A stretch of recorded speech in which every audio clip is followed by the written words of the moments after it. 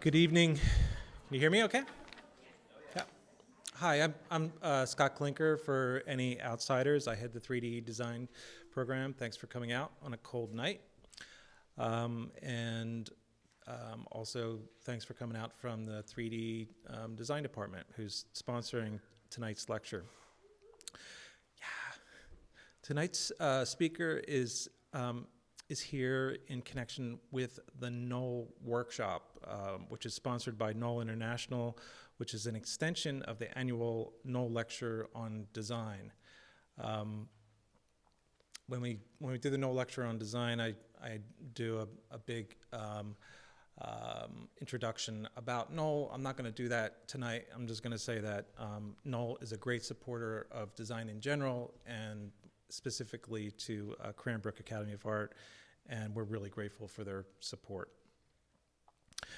Designer Matt Olson works on projects related to contemporary art and design, including landscape and environments, furniture and objects, actions and scenarios, teaching and writing. He begins this year by opening his new office called the Office of Int.Ext.Ext Exterior. As a new platform for exploring the intersections of time, perception, space, and objects. He embraces an open practice, which I understand to be a transdisciplinary approach, whereas ideas and methods intentionally cross categories, trusting that they will find their own place in the world. One big word that came up today in our initial conversations with the students, a term that came up repeatedly was in between. And I think to me it seems that this idea of in between is key to understanding Matt and his approach. And from the conversations today, I feel like the in between idea is not only about a way of thinking for him, but it seems almost like a way of being. So hopefully through his talk, we'll learn a little bit more about that. Prior to his new venture, he was one of the founding partners of Rolu for 12 years. Rolu was based in St. Paul, Minnesota, founded as a landscape design office in 2003 by Matt Olson and Mike Brady. Also, an open practice was adopted in 2005, which allowed the work to extend into furniture, performance, fashion, curatorial projects, and more. Their work has been shown far and wide through the US and Europe, with representation by Patrick Parish Gallery and Jack Hanley Gallery in New York City and Volume Gallery in Chicago. Their work has also been shown at Art in General, MoMA, PS1, Phillips the Curie, Wright 21, the Museum of Contemporary Art, San Diego. The studio has completed commissions for Pinup Magazine, has been featured widely in publications including the New York Times, Wall Street Journal, Wallpaper, Surface, Dwell, Details, GQ, to name a few. Matt is here to join us for a very exciting and non-standard kind of workshop for 3 days, which I hope he might talk to us about a little bit tonight. And he's been very generous to come here and visit and share his ideas in the studio, and we're very grateful. Please help me welcome Matt Olson.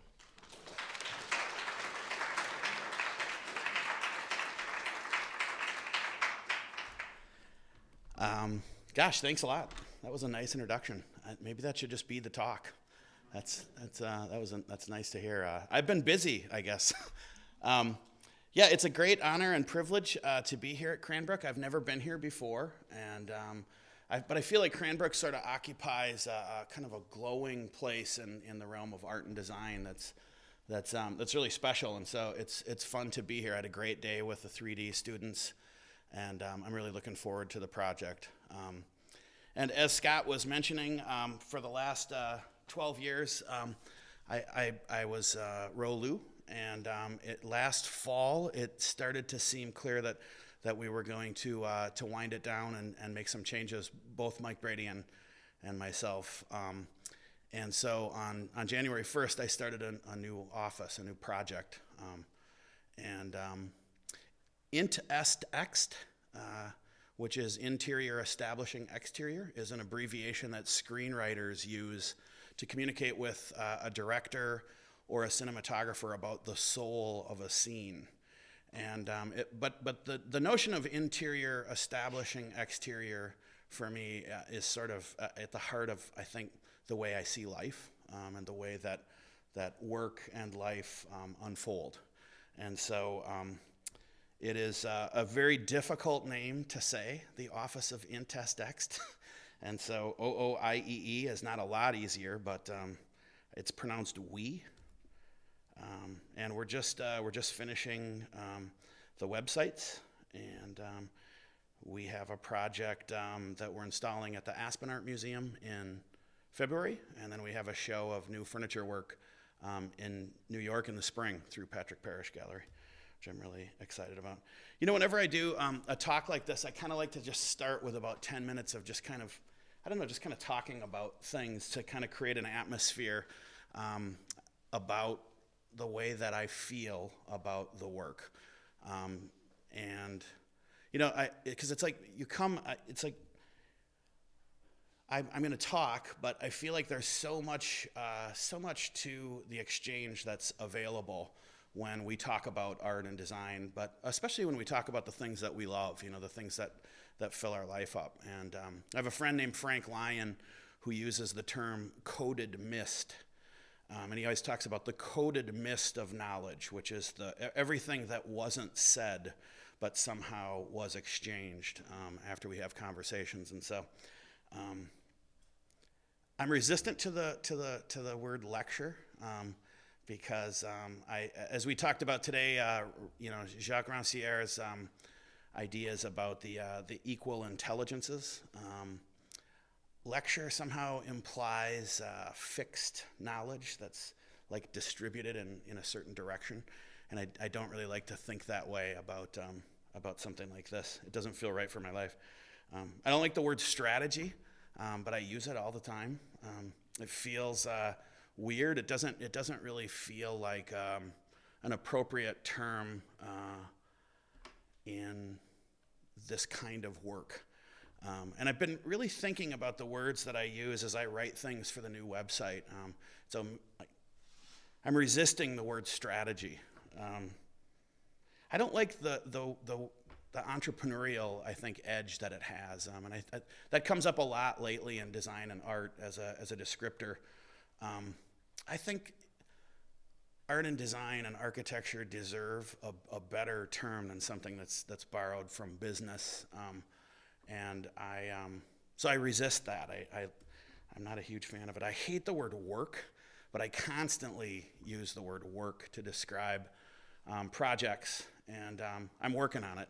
I give you my word that I am really working on it. It seems like a kind of a lazy way to talk about something that's really important, to just call it the work, and it feels wrong. I used to hate the word practice. But I don't know, in the last year or so, I've kind of made peace with it. I think there's a book called You Must Change Your Life by Peter Sloterdijk that's about a practice-based life. And I slowly made peace with the term.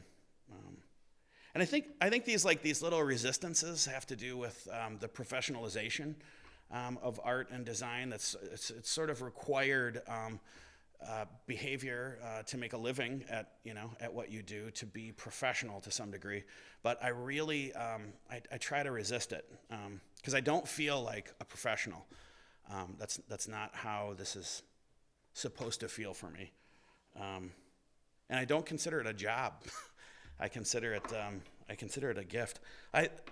So those are some things I don't like. I love translation. I love internet translation that's wrong. I love getting emails from people who speak English as a second language. I like to feel the energy of effort, the effort that's involved with translating something.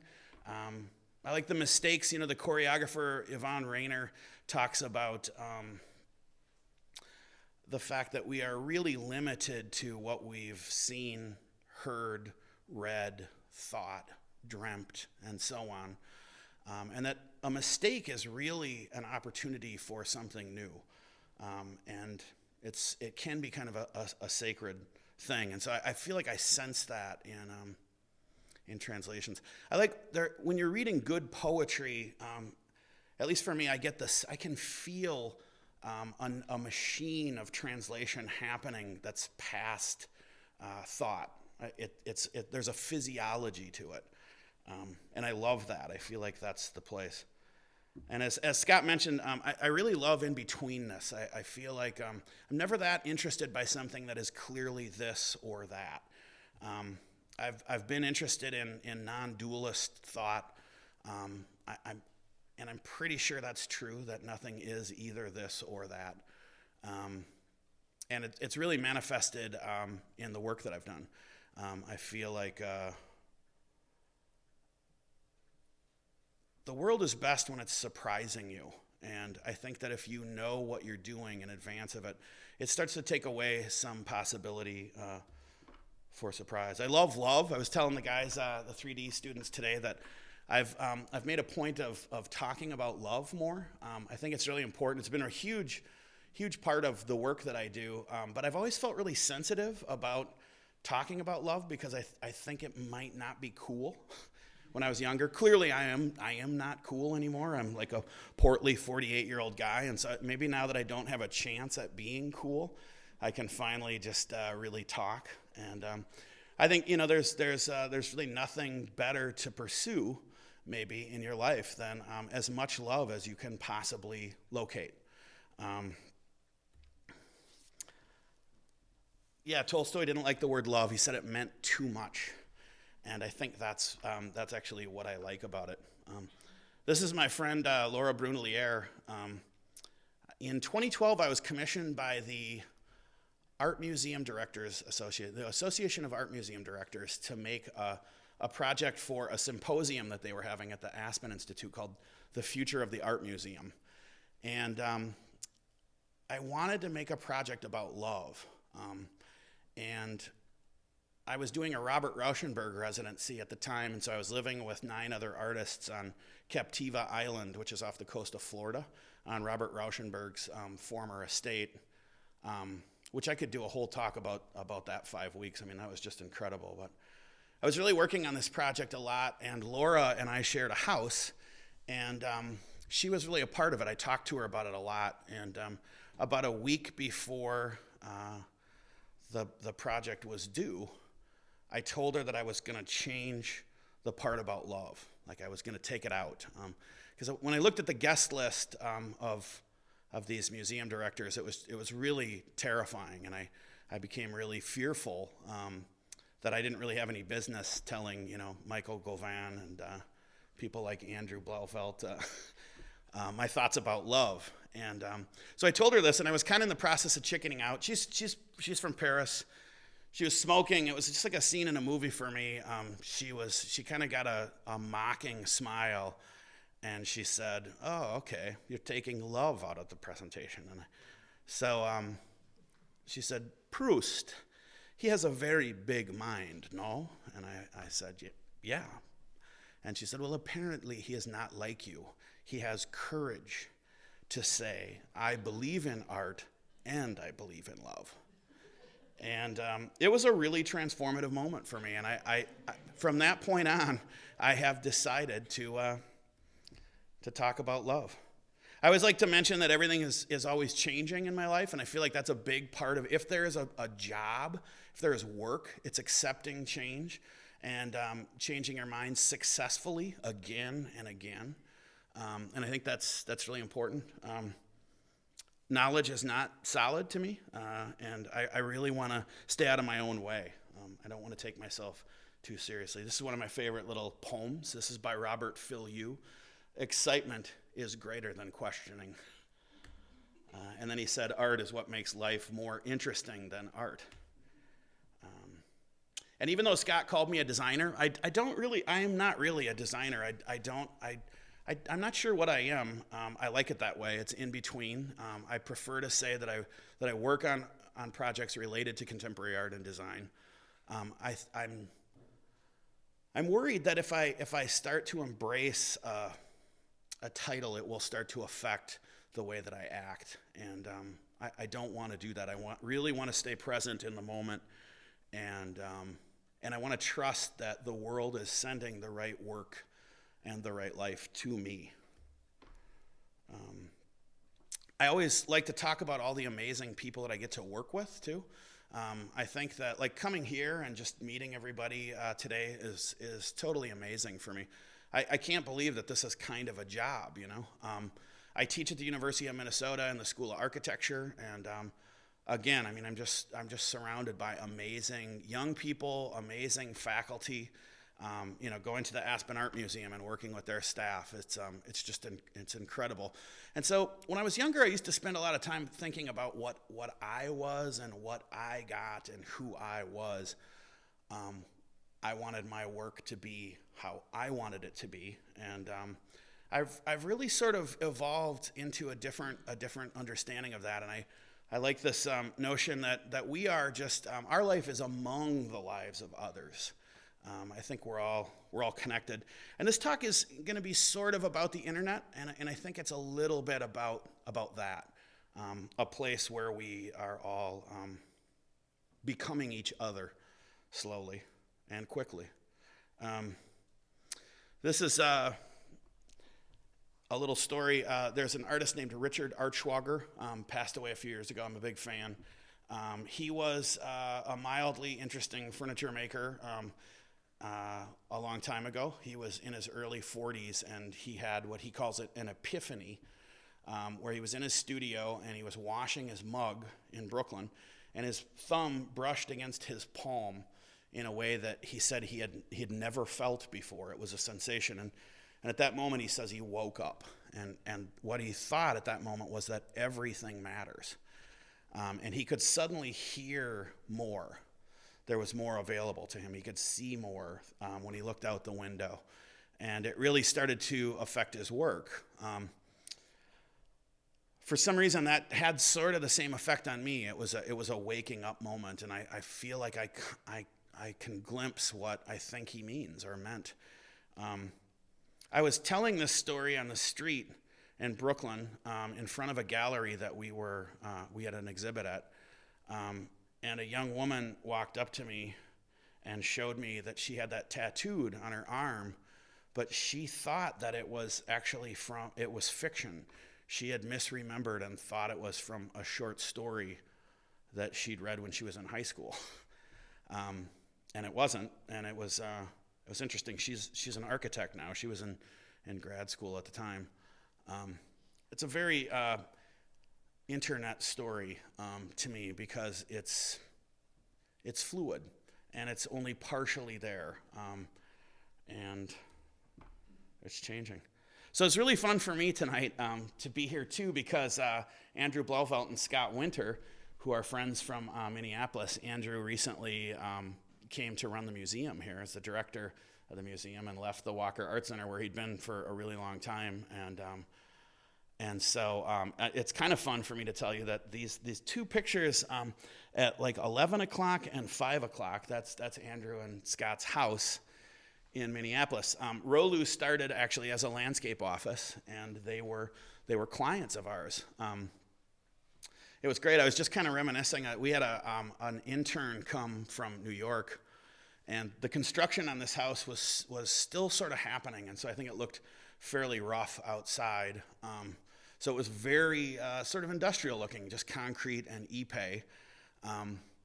And I had never met this woman. Her name was Paige, but we hired her. I'd done a couple interviews on the phone, and she came to Minneapolis, and it was her first day, and we were just starting that project, and so we told her to go there at 9, and she showed up early, like you're supposed to, and then she thought that was our office. I hadn't explained it, and so she walked right into their house, and I remembered that they were maybe having coffee and in a robe or something, but she was just devastated about this, and it's like her first moment with us. and it was kind of a charming thing. We started as a landscape office with. I met Mike through music. In my first adult life, I was a musician, and I toured all over, and I was involved in indie rock and kind of DIY culture, publishing fanzines, that kind of stuff. And I guess, modern design is something that I love. The aesthetics of modern design, the way that it had sort of evolved into something that was mostly for the elite. It seemed there was something democratic about the first wave of modern design that was inclusive and sort of seemed to operate on the idea that good design made your life better, and most people should have access to it.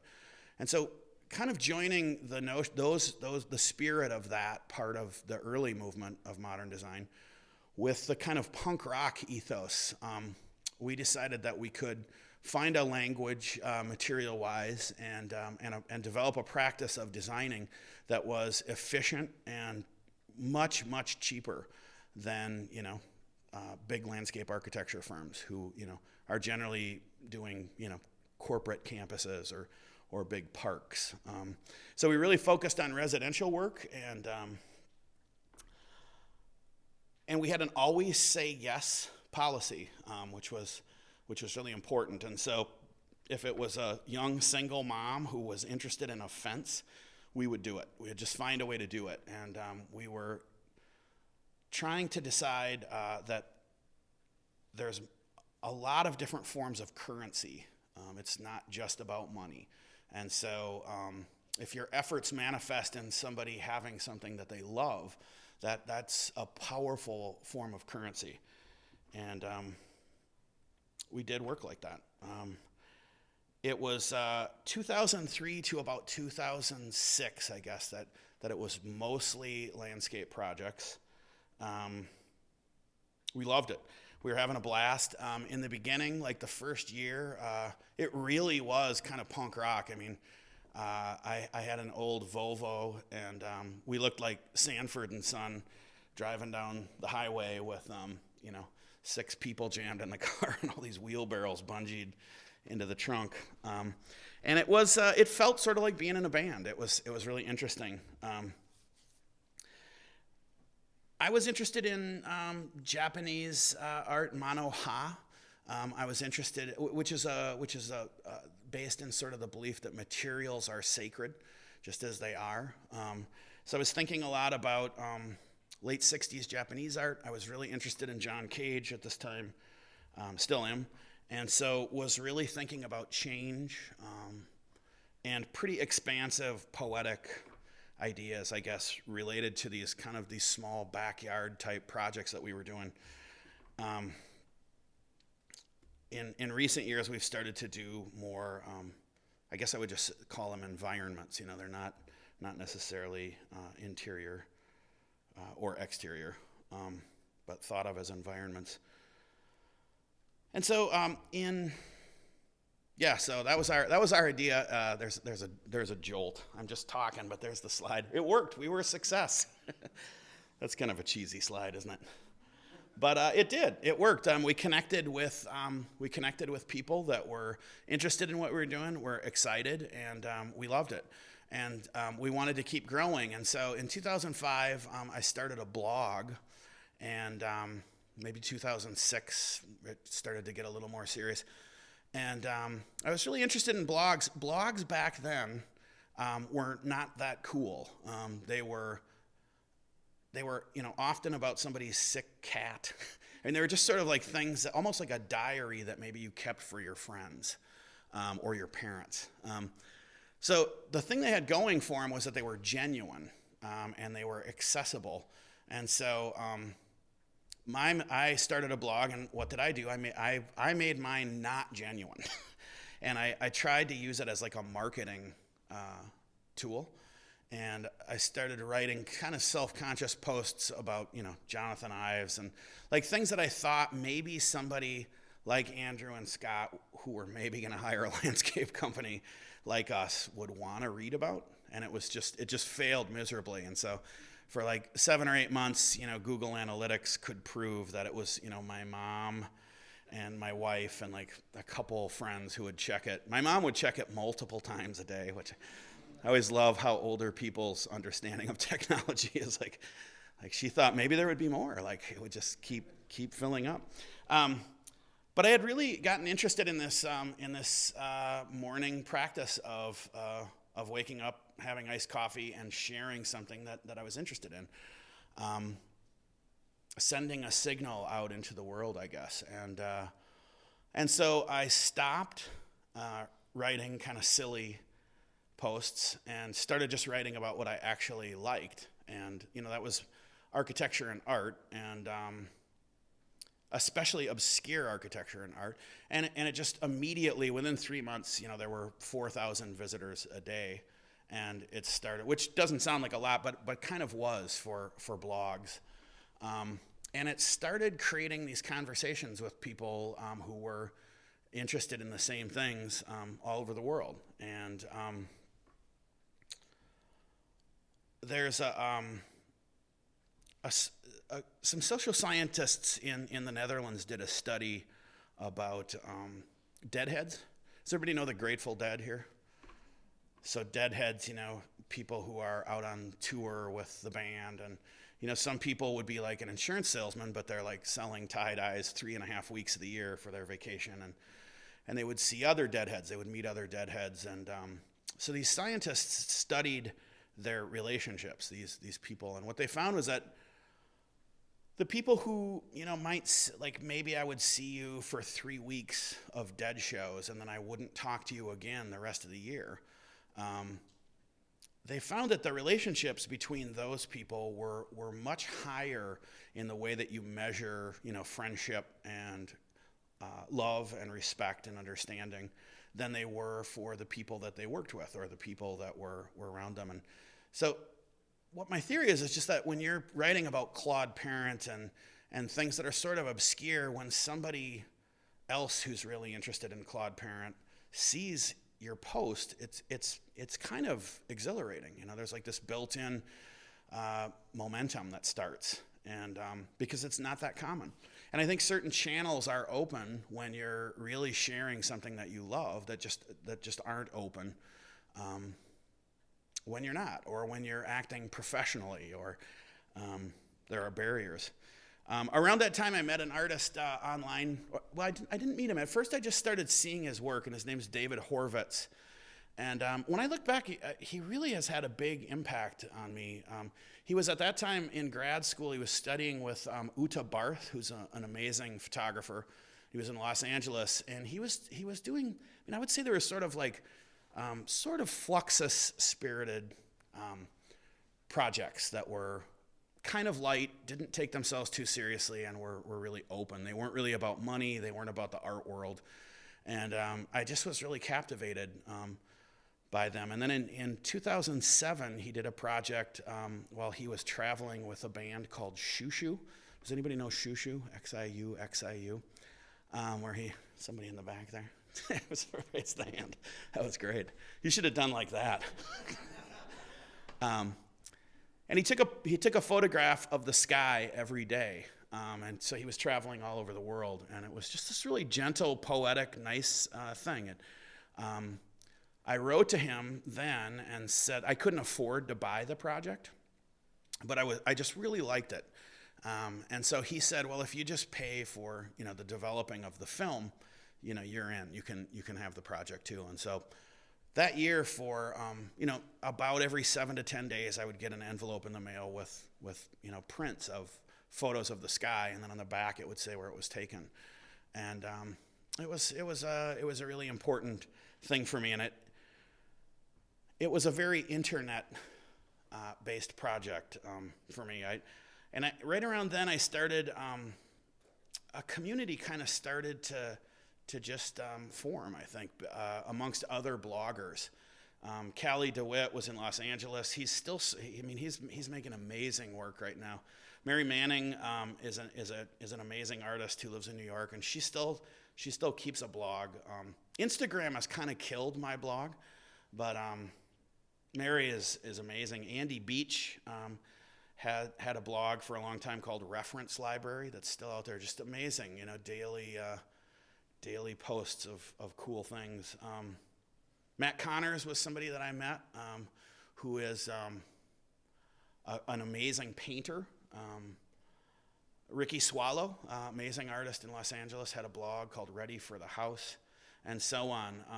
And it started to be this thing where, like that dead thing, you couldn't wait to see the next post that Andy was going to share, and it would always be, you'd always be looking for just that right sort of atmospheric thing to push out into the world. And I think it was about teaching, and it was about excitement, and it was about loving all these things.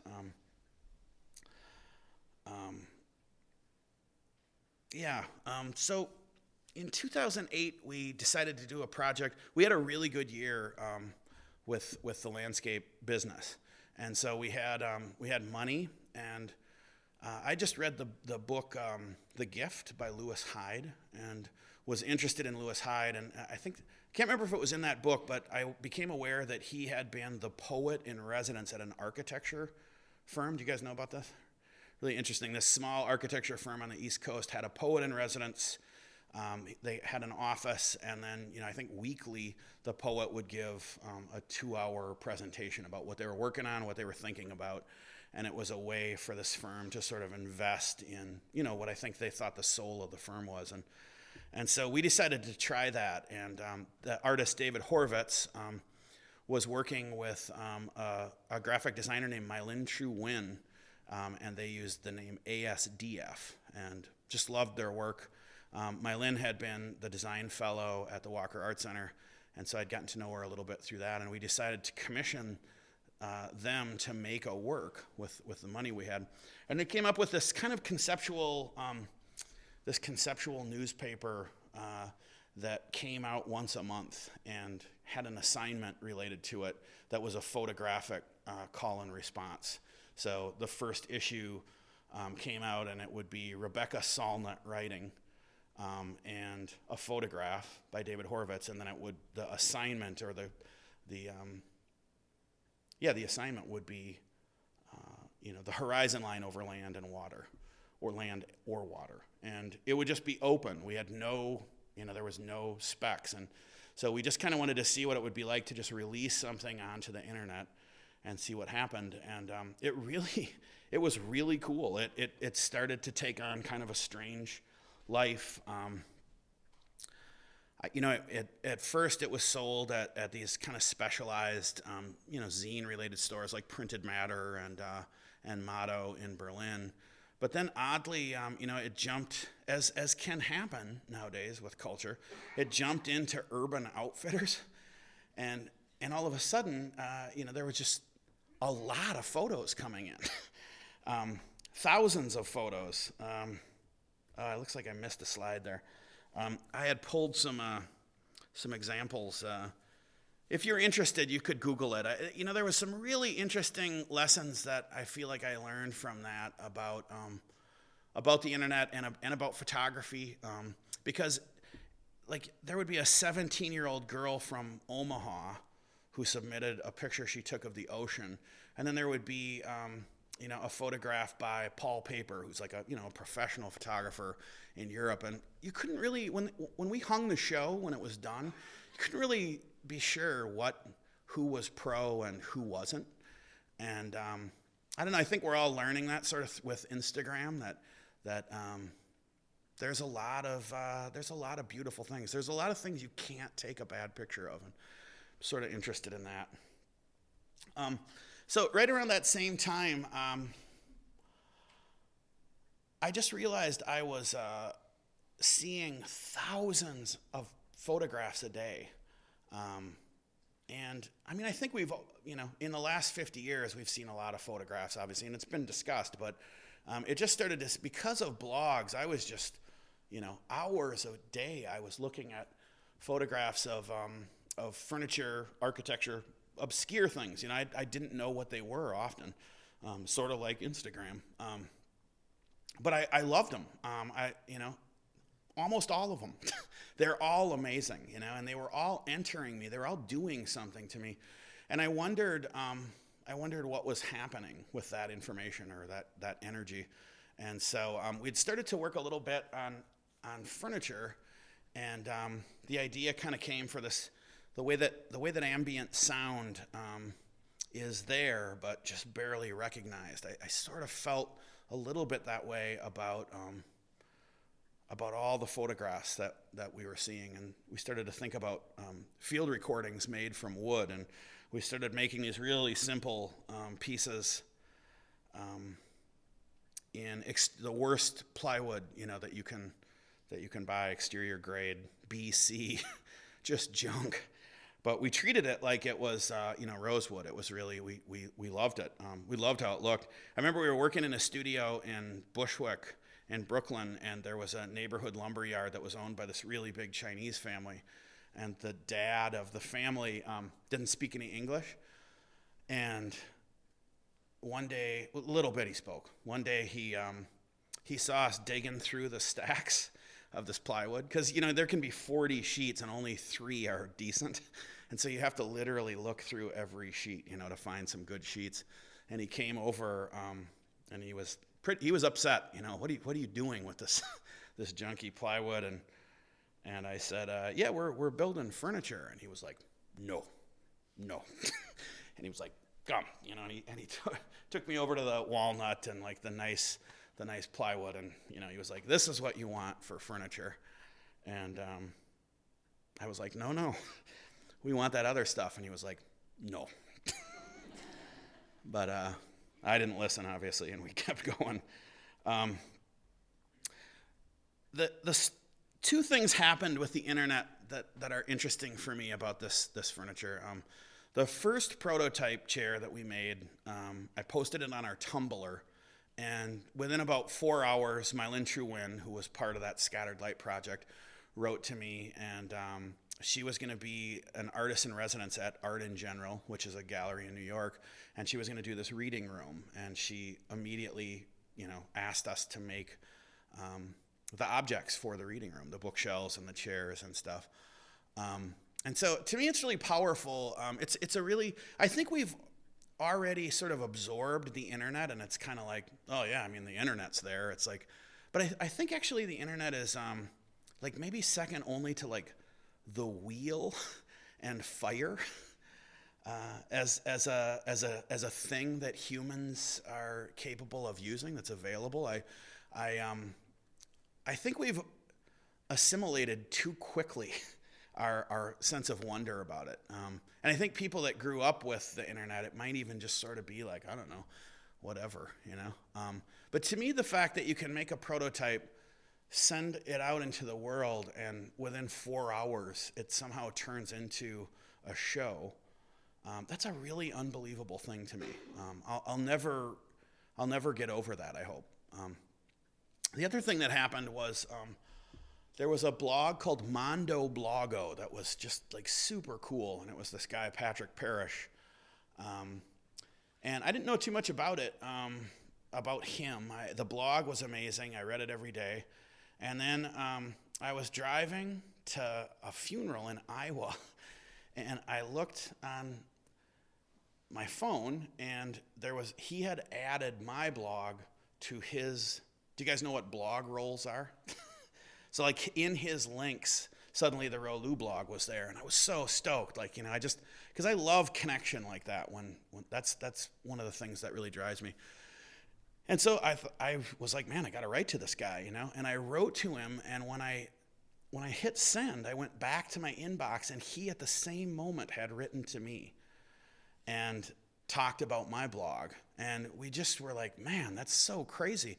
And it turned out that he owned it. It's a very internet story. These things happen on the internet.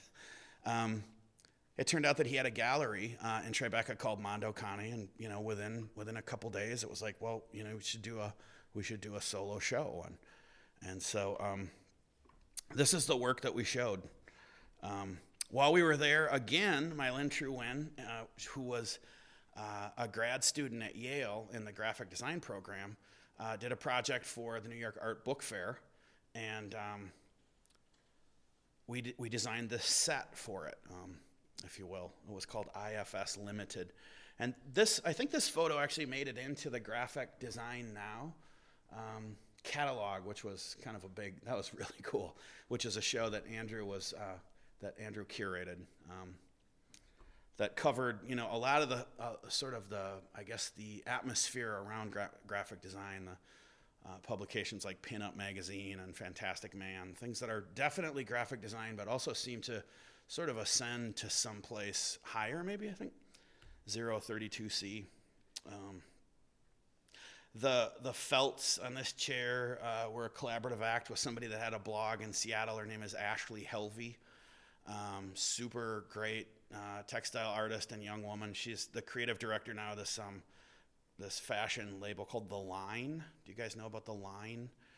It's interesting because they're just starting to, they rented these apartments, one in LA and one in New York, and they design them, and they sell the work that's in the apartments. And so it's a great platform for designers. I know some of you guys might know Jonathan Neshi, who's a friend of mine. He has a piece in the LA apartment that's for sale through The Line, which is interesting. I think one of the big things that was happening to me with the internet was that when I was younger, I think I was intimidated. I still sort of am by critical theory. There's a kind of art history, design history, architectural history that's very academic and sort of institutionally based. It's usually linear. It's usually wildly incomplete and sort of distorted because it needs to frame things in a story way. And the internet sort of freed everything from that. Like if you want to go do research about minimalism and you end up consuming Avalanche magazine or like Interfunction magazine, you start to see that there were it wasn't just Donald Judd and that gang. I mean, there was all kinds of people who were working on objects and furniture and projects that were really expansive. And so suddenly the work became what you reacted to or not. And the project that I'm doing with the 3D students is I found this set of images that Anthony Caro is involved in. It's hard for me to know he taught at Bennington College and had a studio there, and he would make sculpture, and he used this parking lot that was next to his studio as a place to set things out that he was working on. He would store steel there and stuff, and these pictures are sort of just kind of haunted with energy and kind of, they feel kind of magic to me. But they're really barely there. They're sort of gone. And the work is not, a couple of the pieces did turn into Anthony Caro works. I think the rest didn't. I'm really interested in those pieces, the things that didn't quite make the cut. And so it really hits at this kind of in-between for me. This wasn't an exhibit. It wasn't an installation.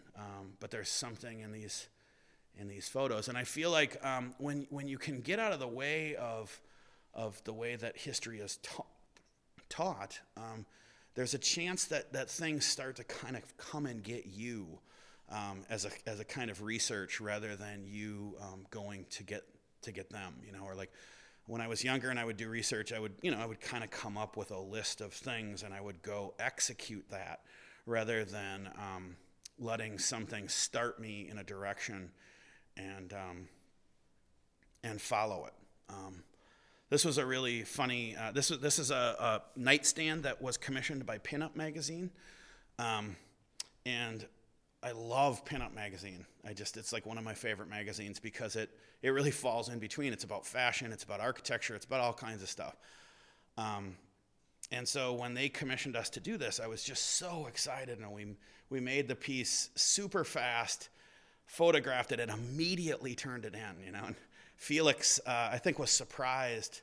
He was excited too because he'd never done anything like this. But it was like 1 week we were done. Just boom, we did it. And so he was really excited to get this photograph. And it oddly, he was out to dinner with Michael Stipe, who is the singer from REM, and The Edge from U2.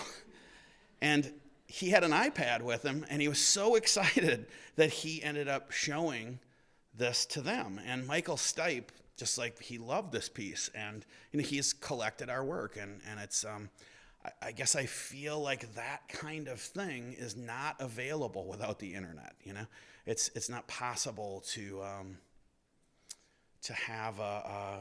have something emerge or unfold like that. A funny story. Am I getting really long? What's my time? Yeah. Funny story about, so we met Michael Stipe the first time, and we were at Phillips DePury, and my business partner, Mike, was kind of drunk, and he went over to talk to Michael, and I think Mike, we all were just like, the Edge.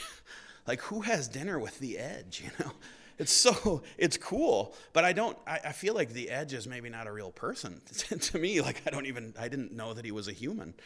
He just seemed like somebody from, he's the Edge. And so, anyway, Mike felt that way too, and I wasn't there, but I guess he said to Michael, "Oh yeah, hey, I'm having dinner with the Edge later tonight." And Michael Stipe was like, "Really? He's in town? I can't believe he didn't talk to me." And our gallerist was like, No, he's kidding. And he took Mike away, and he was like, "Mike, the Edge is a real guy. Like, that's not a funny joke." It's not but to Mike it was. And so I think when art history became freed to some degree and exciting and alive, I started to get interested in the notion that it was a material.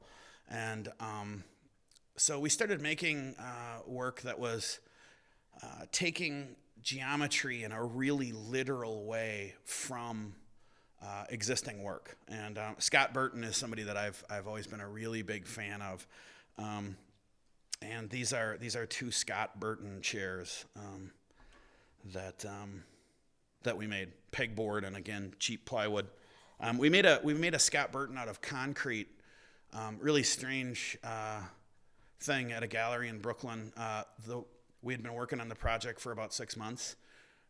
The week before we left to go make it, an artist named Oscar Tuazon poured a Scott Burton in concrete in Rome.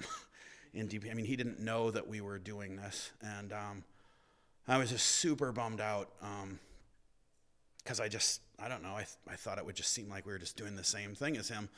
And so I wrote to, I know his gallerist, Daniela Belice, and I wrote to him, and told him I felt kind of sick and uncomfortable, and like, and he was like, "No, this is amazing. This is totally fascinating, And so he put me in touch with Oscar, and we've had some conversations about it. It's an interesting thing, and again, it feels like the internet is sort of accelerating the shared consciousness, maybe this, in science, I think that Rupert Sheldrake has proposed, the morphic field or morphic resonance, which is a sort of shared knowledge, and I feel like that's sort of happening. It's speeding up.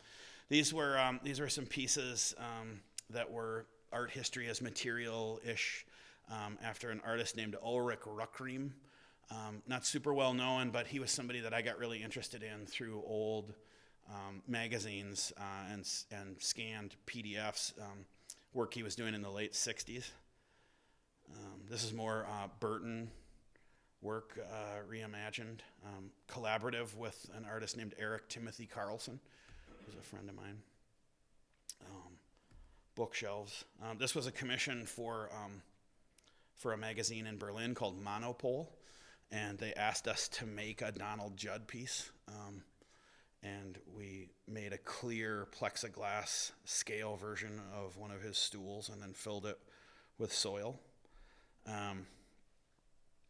I think, this has something in common with appropriation, but it's not really, I think of appropriation as usually challenge based, and this isn't that.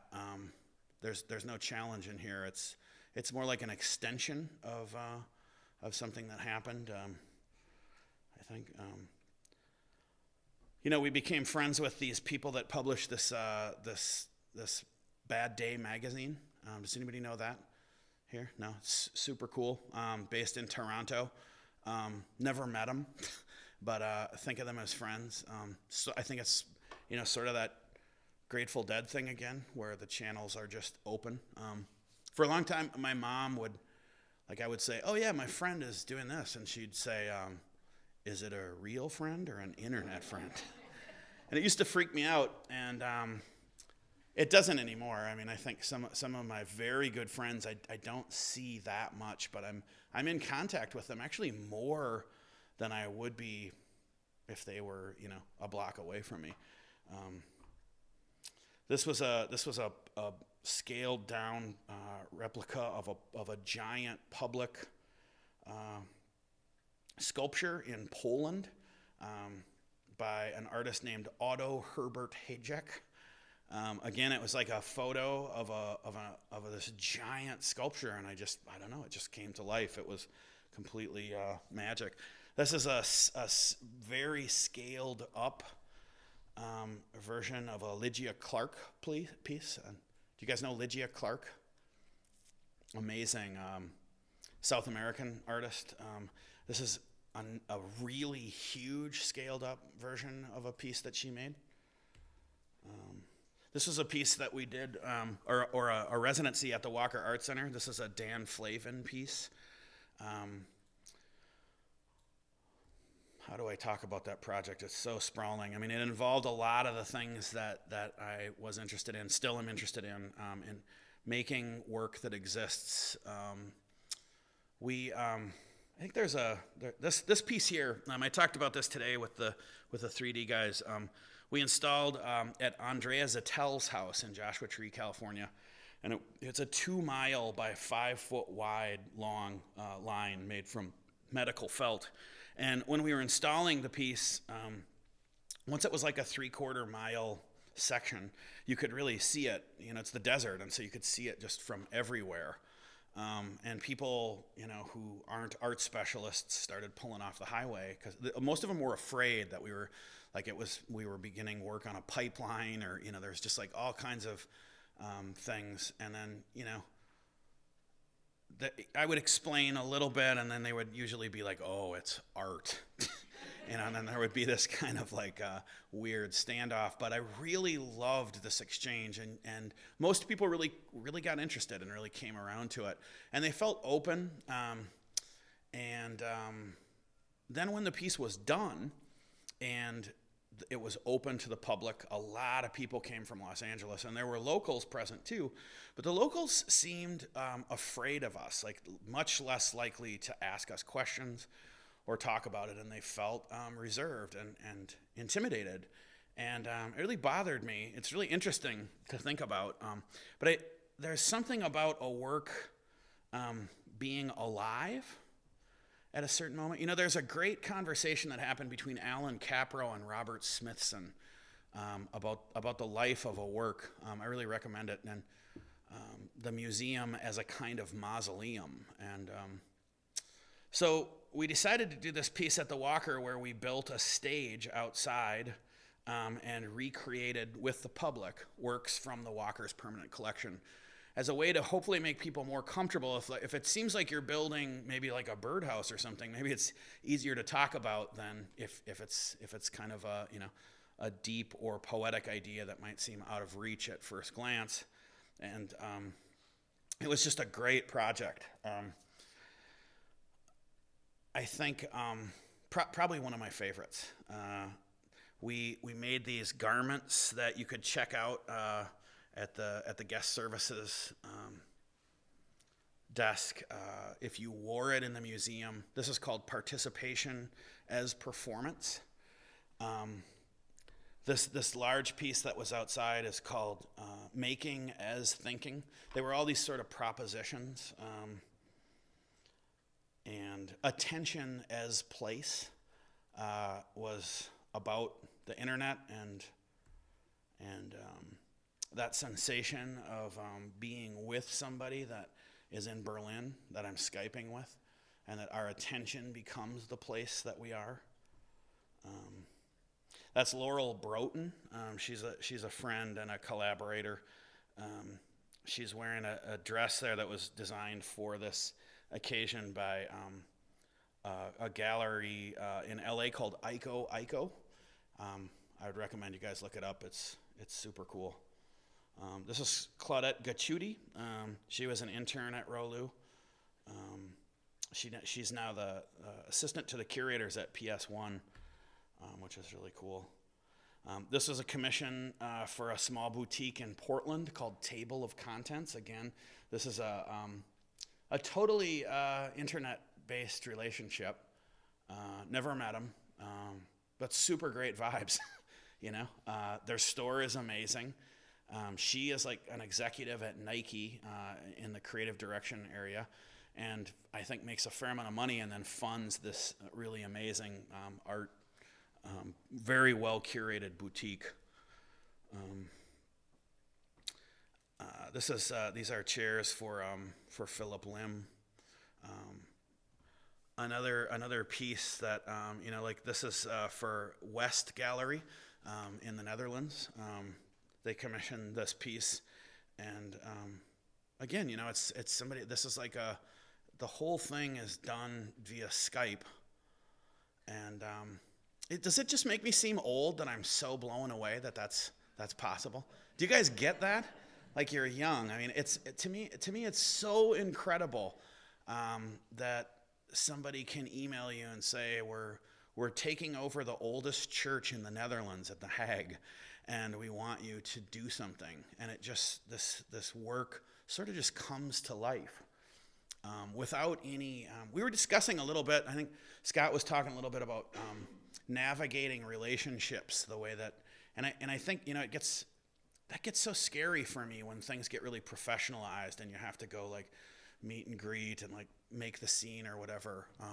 And for me, most of our work has really just happened like that. Like I don't even meet the person in real life.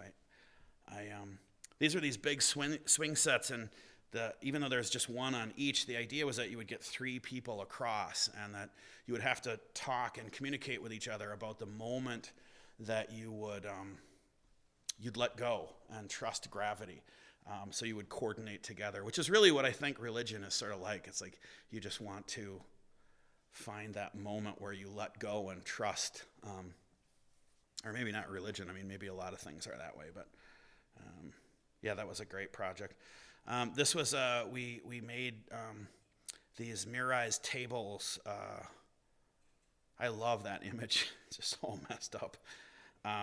For opening ceremony and Monsieur Gabriel, which is a leather goods company, and that was all internet. This is a really this for me is an interesting. We talked a little bit about this project. This was at Design Miami last year, and this was a massively Instagrammed booth. I mean, honestly, I don't mean to sound vain, but it was like millions of likes, which is weird. Thousands and thousands of people Instagrammed photos of this, and Vogue magazine put it in their top fashion moments of the year. This photo, that's India Muniz, who's an actress and model. And so when Vogue sends something out like that, it's just like, and it's interesting to think about what that energy is. The because it didn't really manifest in sales for us. It wasn't. It was a really interesting experience and energy.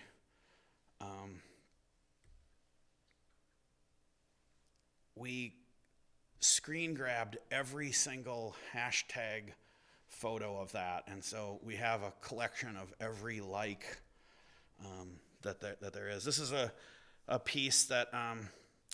I think really this was a show that happened at the Swiss Institute this fall in New York, and it was curated by Felix Berichter, who's the director of Pinup Magazine, and I think this really gets at this place that we're arriving. Does anybody here know about this show? You do? Yeah. I did you dig it? I mean, did you see it? No, I work at the art museum. Oh, okay. Really interesting. I mean, it was all green screen, and so while you were in this environment, you were also looking at yourself in a totally different environment. And on a certain level, I just remember like being a little boy and like when video cameras were first out, like department stores would put them like, on a display and everybody would go stand by them and like wave. It was like in a weird way, even though we've advanced so much, people still seem to do that with like security cameras and stuff. Like there's something about that. But I guess this notion that there's a real fluidness that starts to emerge between what's real and what's not real, and I think it's really exciting. So this is a bed that we made. It's a selfie bed, and the idea is you lay down and take your picture, but you actually sort of merge with the object because the grid is in front of the mirror. And so it was a way to sort of become the object through a photograph. This is more grid-related work. This was, we talked a little bit about the connection to Super Studio, which is obvious with the. But it was really an Ettore Satsas piece called "A Surface on Which Your Steps Will Be Uncertain," and he found an impression. That was like a dry lake bed, and then he stretched, maybe some of you guys are familiar with this, he stretched rope across it in a grid pattern. And that was really the piece that made me want to work with the grid and try to find a way to use it without, I think some people, on like deSalle or something, like it's so painful to read the comments like when deSalle wrote about that booth, and then there's just like people are just like wailing on like so stupid, not an original thought in their body, Super Studio, wake up, like all these comments. And God, that's so brutal. I hope you never have to read that about something you did. But it really wasn't about Super Studio. It was sort of about the proximity, a poetic proximity that might be available with objects. I guess I believe that objects are living a sort of life, and I don't understand it, but I believe that they're making us as much as we're making them. And anyway, as much as it wasn't about Super Studio, it was a great honor to be included. This is a Super Studio retrospective that is in Milan. It may have just come down. That was curated by a friend, Andreas Angelodakis. It's a really interesting. See, here's another lame slide, isn't it?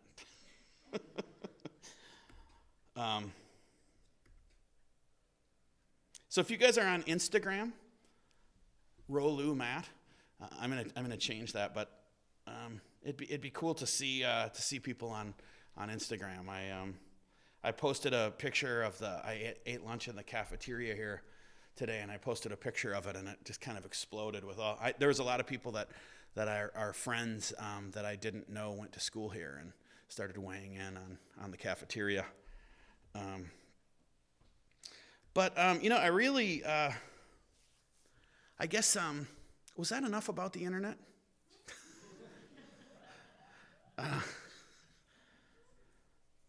I was telling Scott, I had promised myself I was going to learn how to use notes in PowerPoint, and I just didn't.